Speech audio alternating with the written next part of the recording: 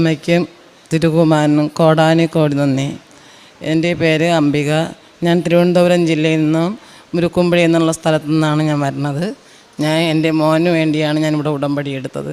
25/10/2023 ഞാൻ ഉടമ്പടി എടുക്കുന്നത്. എൻ്റെ മോന് 34 വയസ്സായി. ഈ 34 വയസ്സിനകത്ത് ഞാൻ 8 വർഷം കൊണ്ട് അവന് കല്യാണം ആലോചിക്കുകയായിരുന്നു. എല്ലാവരും പറഞ്ഞ സ്ഥലങ്ങളിലൊക്കെ ഞാൻ പോയിട്ടുണ്ട്. അവസാനം ഞാനൊരു അമ്പലത്തിൽ പോയപ്പോൾ ഒരു പോറ്റിയിൽ അവൻ്റെ നാൾ കൊടുത്തപ്പോൾ പറഞ്ഞായിരുന്നു, അത് അവന് മാർച്ച് 23 കല്യാണം നടന്നില്ലെങ്കിൽ ഇനി അവന് സന്യാസി യോഗമാണെന്ന് പറഞ്ഞു. അത് കഴിഞ്ഞതിന് ശേഷം എനിക്ക് ഭയങ്കര സങ്കടമായിരുന്നു. ആ മാർച്ച് കഴിഞ്ഞപ്പം എനിക്കൊരു ദിവസം പോലും ഞാൻ കണ്ണീരൊഴിക്കാത്ത ദിവസം ഇല്ലായിരുന്നു.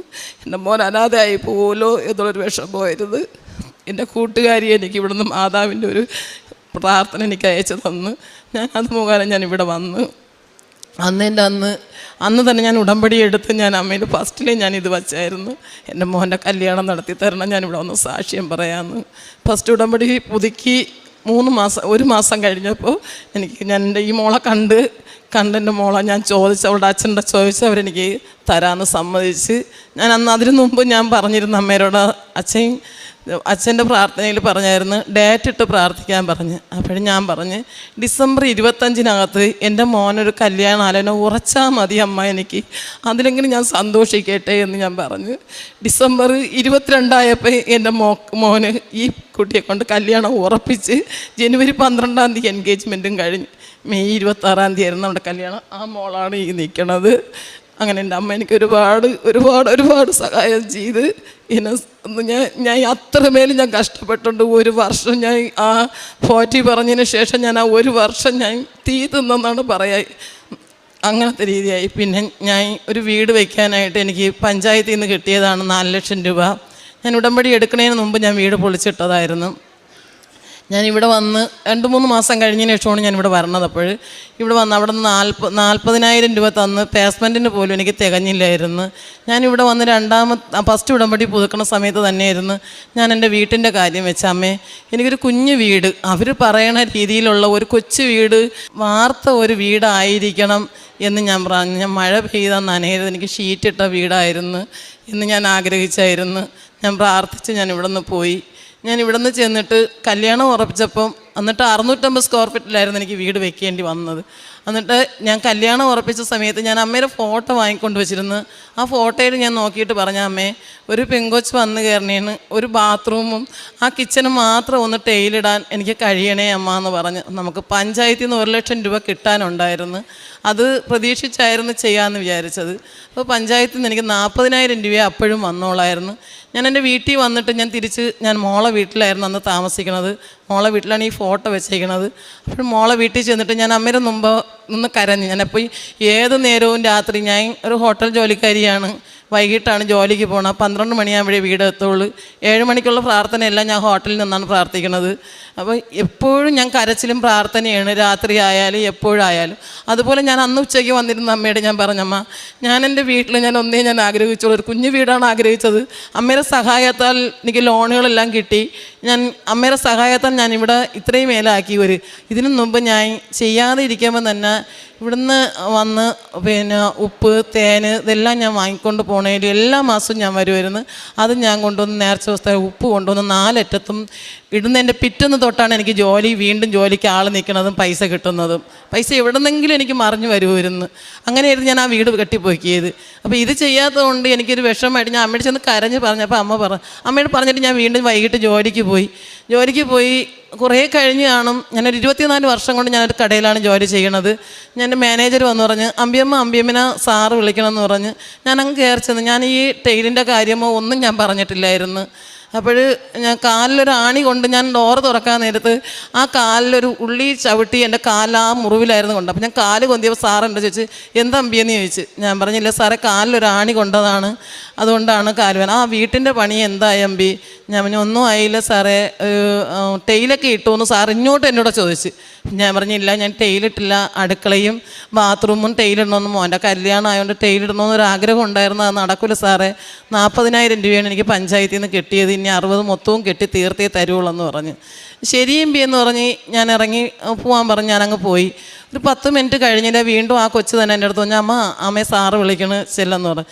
ഞാൻ ചെന്നപ്പോൾ എൻ്റെ മൂത്ത മോനെ നല്ല പരിചയമാണ് സാറിന്. അങ്ങനെ പറഞ്ഞ് അമ്പി ഒരു കാര്യം ചെയ്യണം, രാവിലെ ബിബിനെ എന്നെ വിളിക്കാൻ പറയണമെന്ന് പറഞ്ഞ്. ഞാൻ പറഞ്ഞു ഓ സാറേ, എന്തെന്നൊന്നും ഞാൻ ചോദിച്ചില്ലായിരുന്നു.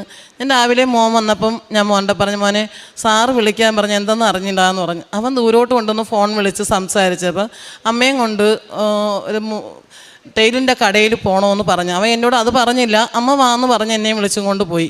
ടെയിലിൻ്റെ കടയിൽ ചെന്നിട്ട് അവനും സാറുമായിട്ട് സംസാരിക്കണം, ഫോണിൽ സംസാരിക്കണതേ ഞാൻ കേട്ടിട്ടുള്ളായിരുന്നു, വേറെ ഒന്നും അറിഞ്ഞൂടായിരുന്നു. ടെയിലെടുത്ത് കുറച്ച് കഴിഞ്ഞപ്പം സാറ് പറഞ്ഞു ഫോൺ എൻ്റെ കയ്യിൽ തരാൻ പറഞ്ഞ് എൻ്റെ കയ്യിൽ തന്ന് ഞാൻ ആ ഫോൺ വാങ്ങിയപ്പം അമ്പിക്ക് ഇഷ്ടപ്പെട്ട ടെയിൽ തന്നെ. അപ്പം മോനെ കുറഞ്ഞ ടെയിൽ എന്തിനാ, കടയിലത്തേക്കാണെങ്കിൽ കുറഞ്ഞ ടെയിൽ ഇടാനൊക്കില്ലല്ലേ, നമുക്കത് കുറഞ്ഞത് മതിയെന്ന് സാറ് പറഞ്ഞമ്മ അവിടത്തേക്കെന്ന് പറഞ്ഞു. അങ്ങനെയാണ് അവൻ എന്നോട് പറഞ്ഞത്. അപ്പം ഞാൻ പറഞ്ഞു സാറേ എനിക്ക് ഇഷ്ടപ്പെടണം, സാറിൻ്റെ കടയിലത്തേക്കല്ലേ എനിക്ക് ഇഷ്ടപ്പെടണം.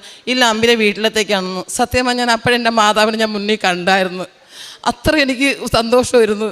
ഞാൻ ചെന്ന് അത് വാങ്ങിച്ച് 47,000 രൂപയ്ക്ക് ആ സാധനം വാങ്ങി തന്ന് ഞാൻ കടയിൽ ചെന്ന് ഞാൻ സാറിനോട് പറഞ്ഞപ്പം സാറേ ഇത് എനിക്കാണെന്ന് ഞാൻ അറിഞ്ഞില്ലല്ലോ എന്ന് പറഞ്ഞപ്പോൾ സാർ എന്നോട് പറഞ്ഞാണ്, ഞാൻ ചെയ്യുന്നേ ഉള്ളൂ, ദൈവം എന്നെ കൊണ്ട് ചെയ്യിച്ചതാണ്. അപ്പോൾ അച്ഛൻ ഇതുപോലെ ഒരു വചനത്തിൽ ഞാൻ കേട്ടിട്ടുണ്ടായിരുന്നു, നമ്മളെ ചെയ്യുന്ന ദൈവമാണ് ചെയ്യിക്കുന്നതെന്ന് ഞാൻ കേട്ടു. എനിക്ക് അതാണ് എനിക്ക് ഓർമ്മ വന്നത് സാറ് പറഞ്ഞപ്പോൾ. ഞാൻ അങ്ങ് കരഞ്ഞും കൊണ്ട് ഞാൻ തൊഴുതുകൊണ്ട് ഞാൻ ഇങ്ങനെ ഇറങ്ങി പോന്നായിരുന്നു. അങ്ങനെ എൻ്റെ വീട് 460 സ്ക്വയർ ഫീറ്റിലൊരു 660 സ്ക്വയർ ഫീറ്റിലൊരു വീട് നല്ല രീതിയിൽ വച്ച് ടൈലിട്ട്, ഫുള്ളും ടൈലിട്ട്. പിന്നെ എൻ്റെ മോളെ കാലിൻ്റെ കുഴയിലൂടെ ഭയങ്കര വേദനയായിരുന്നു. അവൾ വീട്ടിൽ വന്ന് മരുമോൻ്റെ പറഞ്ഞപ്പോൾ തൈലമൊക്കെ ഇട്ട് കൊടുത്ത് വേദന. പിറ്റേന്ന് രാവിലെ ഇറങ്ങി ജോലിക്ക് പോയി. ഉച്ചയായപ്പോഴാണ് അവൾ വീണ്ടും കയറി വന്ന് ഞാൻ നോക്കിയപ്പോൾ ഹാളിൽ കിടക്കണം. എന്ത് പറഞ്ഞപ്പോൾ എനിക്ക് കാല് ഭയങ്കര വേദന, കരയായിരുന്നു.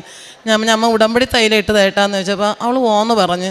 ഞാൻ ഉടമ്പടി തൈലിട്ട് ഒരു 5 മിനിറ്റ് കഴിഞ്ഞാൽ വിശ്വാസ പ്രമാണം ചൊല്ലിയിട്ട് 5 മിനിറ്റ് കഴിഞ്ഞില്ലായിരുന്നു അവൾ എഴുന്നേറ്റ് അമ്മ എന്ന് പറഞ്ഞിട്ട് ഓടി മാതാവിൻ്റെ ഫോട്ടോയുടെ അടുത്ത് വന്ന് എൻ്റെ കാലിൻ്റെ വേദന പോയമ്മ. ഇതുവരെയും ആ കാലിൻ്റെ വേദന വന്നിട്ടില്ല.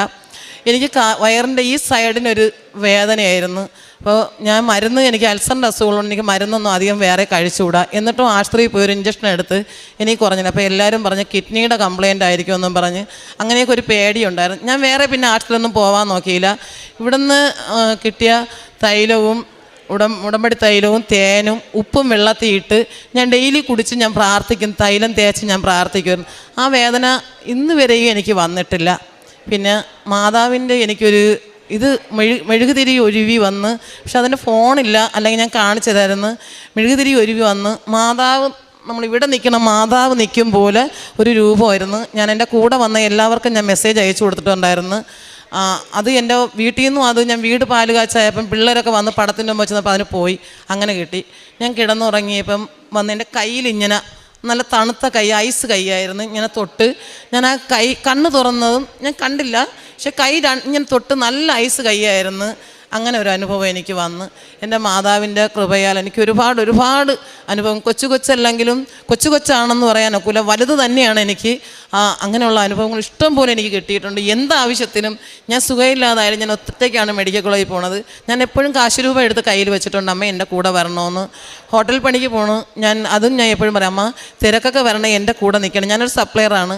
3 ടേബിളൊക്കെ നോക്കുമ്പോൾ ഞാൻ പറയും, അമ്മ ഇത്രയും 10-25 പേരിരിക്കണം, ഞാൻ എങ്ങനെയമ്മ ഇവർക്ക് എല്ലാവർക്കും ആഹാരം കൊടുക്കണം? നേരത്തെ ആണെങ്കിൽ എനിക്ക് ആരോഗ്യമുണ്ട്, ഇപ്പം എനിക്ക് ആരോഗ്യമില്ലല്ലേ എന്ന് പറയും. പക്ഷേ ഞാൻ എങ്ങനെ ചെയ്ത് തീർക്കുന്നുണ്ടെന്ന് എനിക്ക് അറിഞ്ഞുകൂടാ. അവിടെ നിൽക്കുന്ന പയ്യന്മാർ തന്നെ ഈ ഒരു കയ്യിൽ 8 പ്ലേറ്റൊക്കെ എടുത്തിട്ടുമ്പോൾ കിളവി ഇതെന്തോന്ന് ചെയ്യണമെന്ന് ചോദിച്ചിട്ടുണ്ട് എന്നോട്.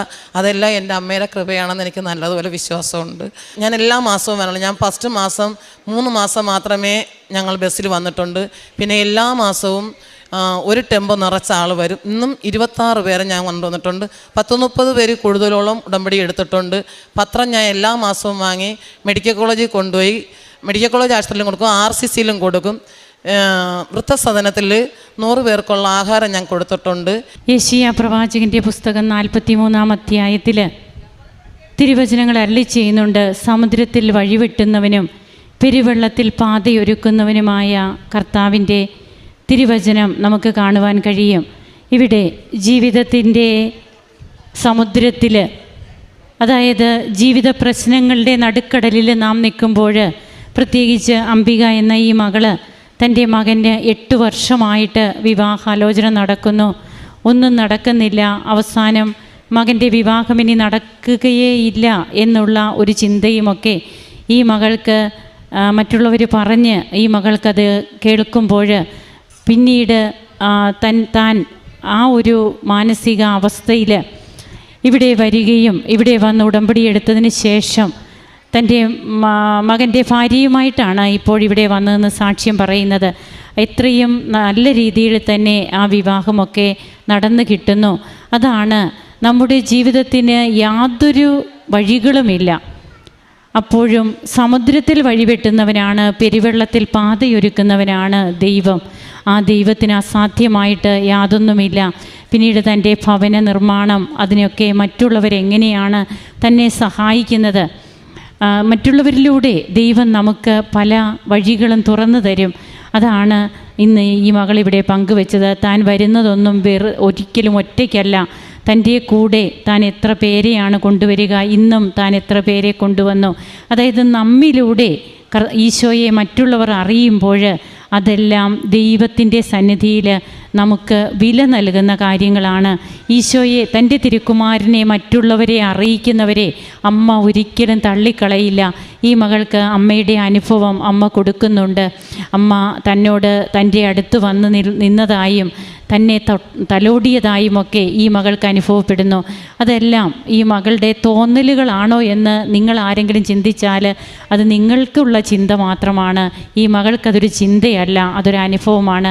അതാര് പറഞ്ഞാലും ഈ മകളുടെ മനസ്സിൽ നിന്നോ ആ ഒരു അനുഭവം കിട്ടിയ ആ ഒരു സന്ദർഭമോ ഒന്നും ഈ മകൾക്ക് മറക്കാനാവില്ല.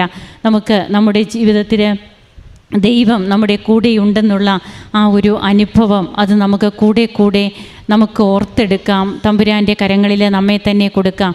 ദൈവത്തിന് അസാധ്യമായി യാതൊന്നുമില്ല. കരങ്ങളടിച്ച് നമുക്ക് ഈശോയ്ക്കും അമ്മയ്ക്കും നന്ദി പറയാം.